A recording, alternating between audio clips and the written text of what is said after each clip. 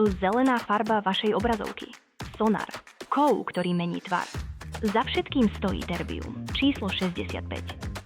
Štokholm, rok 1843. Mosander rozdeľuje vzácne zeminy a objavuje nový prvok. Pomenuje ho po dedine Ytterby. 65 protónov, 94 neutrónov, 65 elektrónov.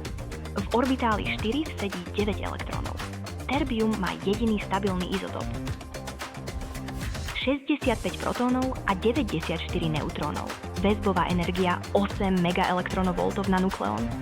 Dokonalá rovnováha medzi odporom a príťažlivosťou. Každý protón ukrýva 3 kvarkov viazaných gluónmi. Táto väzba je absolútna. Kvarky nikdy nevystúpia von. Neutrón navonok neutrálny. Vnútri plný sily. Jeden vrchný a 2 spodné kvarky. Bez nich by jadro terbia okamžite zaniklo.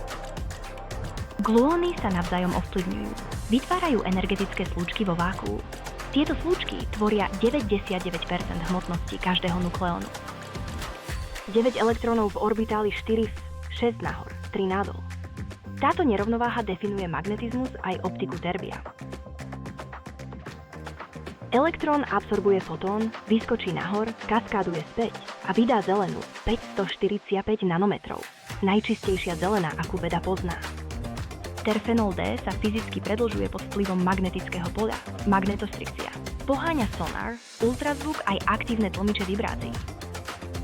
Zelený pixel každej obrazovky svieti vďaka terbiu. 545 nanometrov, presná a síta. V medicíne ho skúmajú pre zobrazovanie na bunkovej úrovni. Od 94 neutrónov po pixel, ktorý práve vidíte.